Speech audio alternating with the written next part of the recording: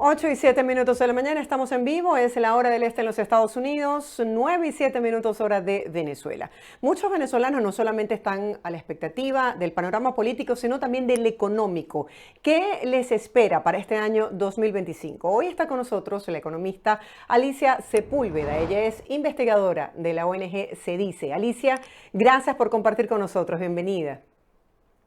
Gracias a ti por la oportunidad y bueno, sí, al decir qué nos espera a los venezolanos en este próximo año en el plano económico, una espera con mucha expectativa y con mucha incertidumbre, dado que tenemos un contexto político que hay que ver cuál va a ser el resultado finalmente para todas las medidas que hay que tomar en el aspecto económico que van a repercutir en la toma de decisión de nosotros como venezolanos. Nosotros hemos visto en este último año un repunte de la inflación.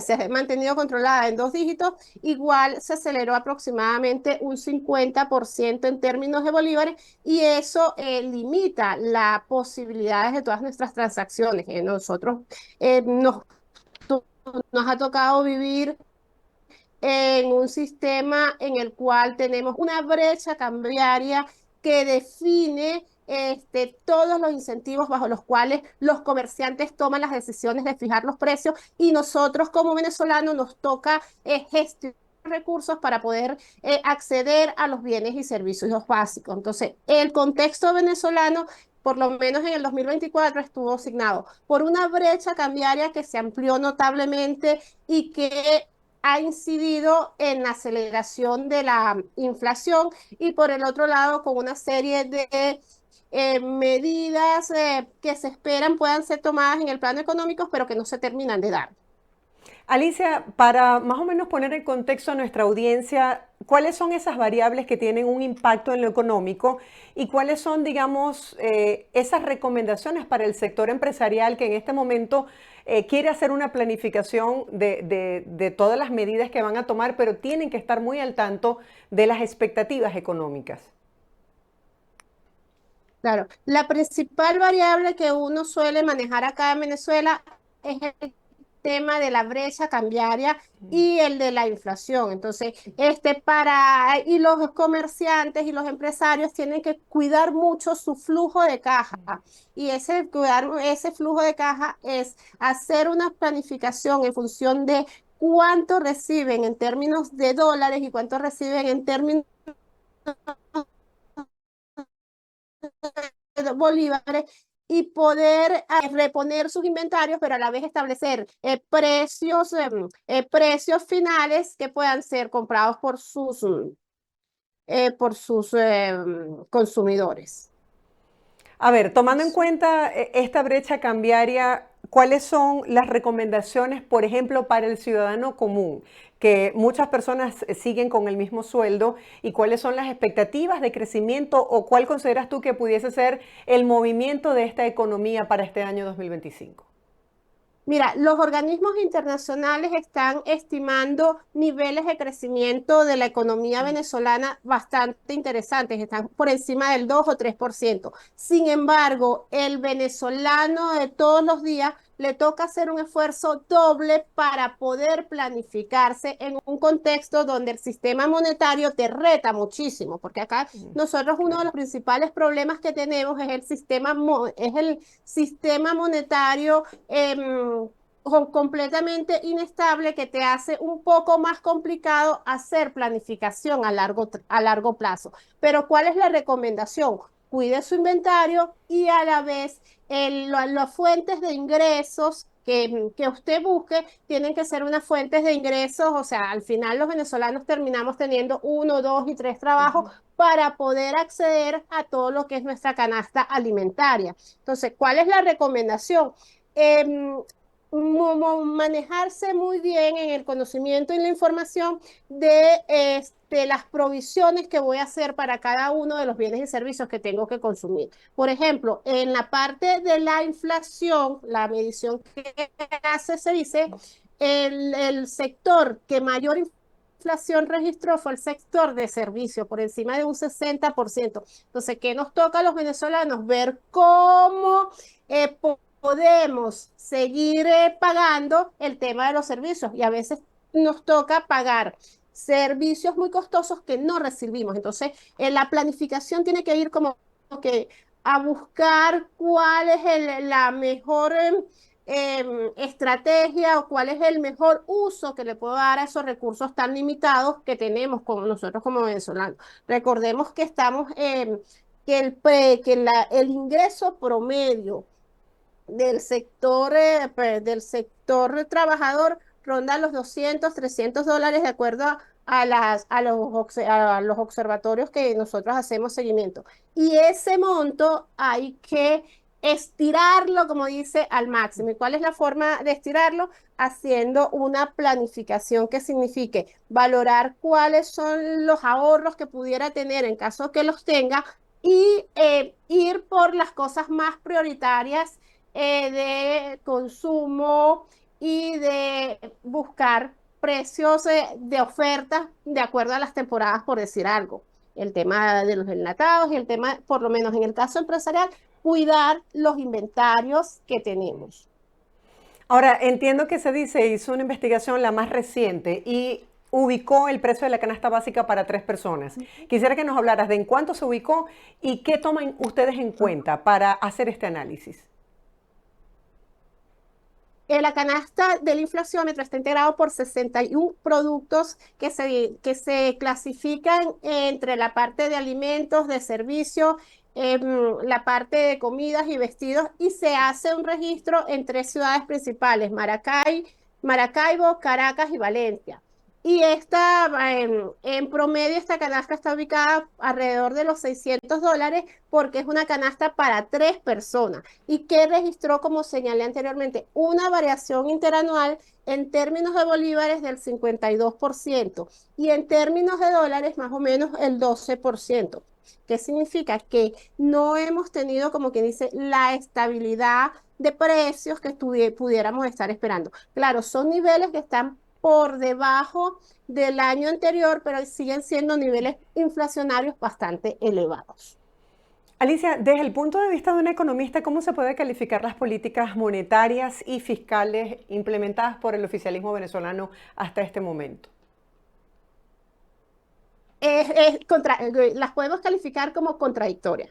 Además, no podemos estar hablando así como que hay una política monetaria establecida que procure cuidar la estabilidad de nuestros medios de intercambio. No, la política monetaria que nosotros observamos constantemente es a tratar de mantener un tipo de cambio que le permita al gobierno mantener un flujo, pero no es una política monetaria que tienda a preservar el valor de dinero de los venezolanos. Entonces, el gobierno nacional hace intervenciones en el mercado monetario y esas intervenciones, lejos de tender a acortar la brecha cambiaria, lo que tiende es a acelerarla. Y eso le da al gobierno nacional cierto manejo y desincentiva a los venezolanos, por ejemplo, el tema del uso del dólar como medio de intercambio, que es donde tú tienes más confianza. Y allí es donde la brecha sigue abriéndose. Y al final, quien se beneficia de esa mayor brecha cambiaria es el gobierno nacional. Entonces hay una política distorsionante y que se ha mantenido, que se ha hecho más evidente en los últimos meses del tipo de cambio por la intervención permanente del Banco Central de Venezuela. Bajo estas políticas contradictorias que tú misma señalas, ¿cuáles son los sectores que se han visto más afectados en Venezuela? El sector alimentos y el sector industrial como tal. Y para el Porque no ciudadano tiene común, la... ¿Aló? sí, ahora sí escucho. Alicia, y para el Ajá. ciudadano común, ¿cómo afecta esto?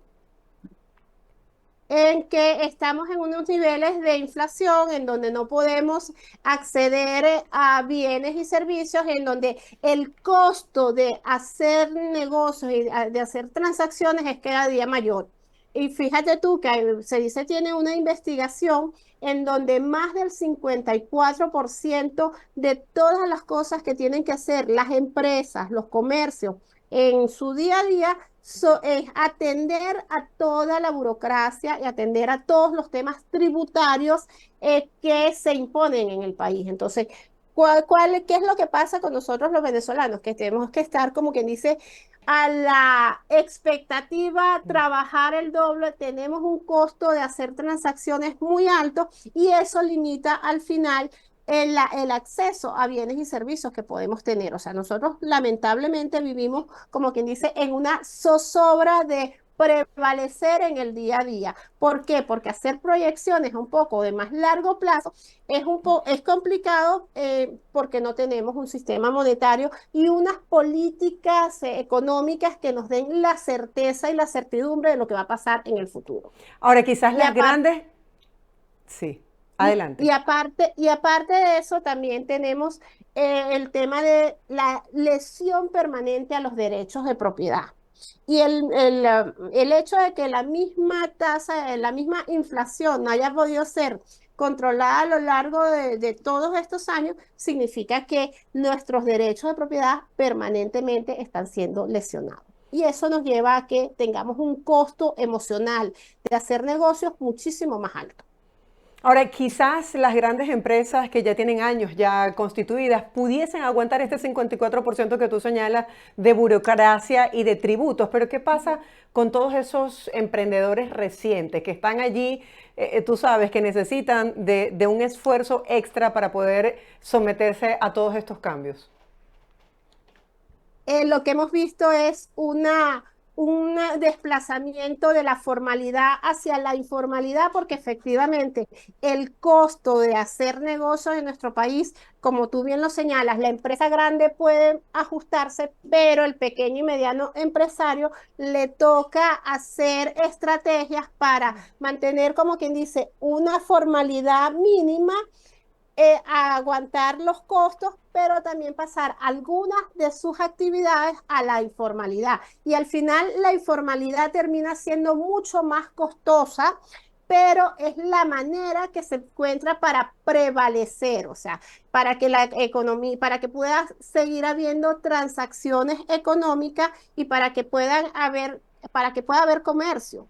Porque si no, o sea, no, la economía yo siempre digo no muere, pero sí se hace más costosa. Y lamentablemente en nuestro país, todo lo que se pudiera denominar política económica, que desde mi perspectiva no existe, tienden a hacer más costosa la forma como nosotros accedemos a nuestros bienes y servicios y cómo compramos y vendemos cada una de las cosas que requerimos.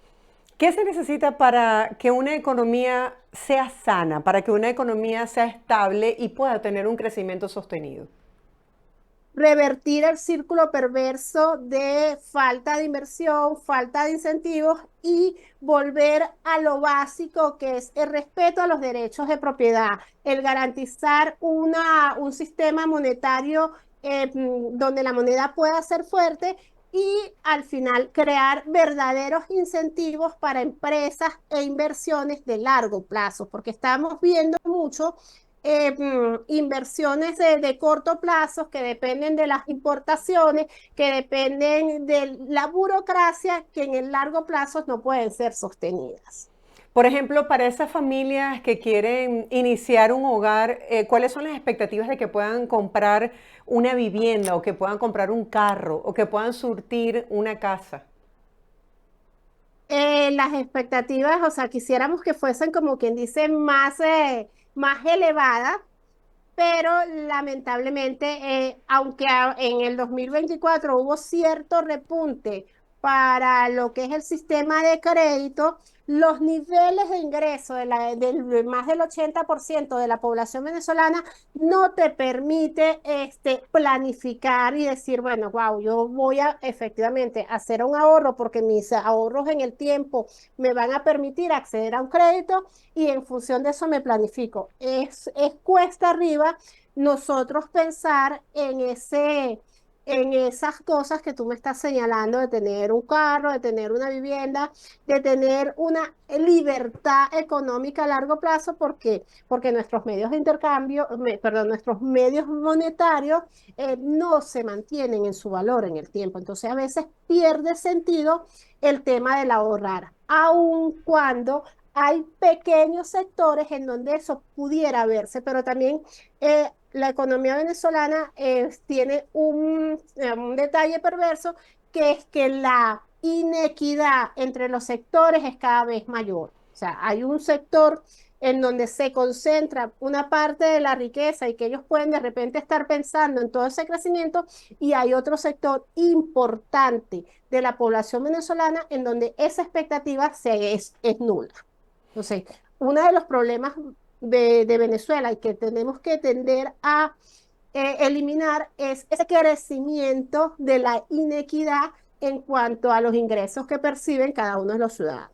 En diciembre normalmente nos sentimos conectados con el comprar, con el Dios proveerá, pero ¿qué pasa en enero cuando entramos como en la realidad de que tenemos deudas o hemos asumido algunos créditos y estamos como en un tiempo de recesión? Es cierto que los primeros 3 meses del año está como más lento todo lo que tiene que ver con los movimientos comerciales. Sí, es cierto. ¿Por qué? Porque las empresas van cerrando sus años fiscales, han vendido mucho de su mercancía en diciembre, y los primeros meses del año siempre tienden a ser muchísimo, muchísimo más lentos. ¿Por qué? Porque también hay un tema de vacaciones colectivas de algunas empresas que empiezan a sus operaciones regulares ya casi que a finales de diciembre. Sí, efectivamente, los 3 primeros meses del año de manera estacional siempre son de menor volumen de transacciones. Ok, para esas personas que nos están viendo y que están en su casa pensando qué medidas pueden tomar, ¿cuáles serían como esas recomendaciones de cuidar bien los ingresos, de diversificarlos y sobre todo el momento del gasto? Porque escuchamos muchos comentarios que dicen, es que si tú no tienes la cultura del ahorro, no importa cuánto ganes, siempre vas a estar en déficit. Claro. Y una de las recomendaciones que yo suelo dar para el tema de las finanzas familiares, empresariales y personales es precisamente eso, o sea, hacer una cultura de presupuesto. ¿Y cuál es esa cultura de presupuesto? Que tú dentro de lo que manejas y valoras, tú dices, bueno, mi estructura de gasto es un porcentaje para la comida, un porcentaje para transporte, un porcentaje para servicios, y que dentro de ese porcentaje yo meta de una vez la partida de ahorro. Entonces, es la forma de ver. Y cuando tú te acostumbras a trabajar y a manejarte como presupuesto y ves que lo puedes ir cumpliendo, la satisfacción y el incentivo a seguir ahorrando se te crece. Entonces, una de las cosas que yo suelo recomendar de manera muy, muy importante es aprender a trabajar y a llevar su vida sobre la base de unas finanzas personales. Y en esas finanzas personales, por ejemplo, si usted le ingresan $10, usted guarde $1 para un proyecto o una meta de pequeña, grande o mediana, que usted más tarde o más temprano va a poder cumplir. Entonces, el hacer el presupuesto familiar, empresarial o personal es clave para que nosotros podamos gestionar mejor los recursos y los ingresos que podamos tener. Sabes que siempre escuchamos esa frase de empodérate, atrévete a emprender. Eso está muy de moda, pero no todo el mundo tiene el conocimiento, la habilidad o eso, o esa madera que hay que tener para emprender. En tu conocimiento de las finanzas y de las proyecciones económicas para este año, ¿qué puede brindar más estabilidad en este momento? ¿Ser empleado o empleador? Uy, En 30 segundos.